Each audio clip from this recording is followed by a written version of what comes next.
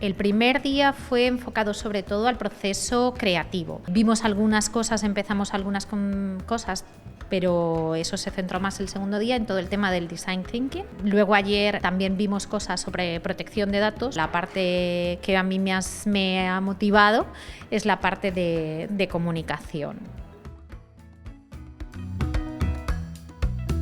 El curso Motivem para mí ha sido como refrescar una serie de ideas, de conceptos, de cosas que más o menos que conoces, que intuyes, pero aquí de una forma muy concreta, muy práctica, te han dado una serie de pautas, una serie de técnicas, lo has visto, lo has experimentado en pocos días con un grupo y entonces pues ha sido un aprendizaje muy bueno.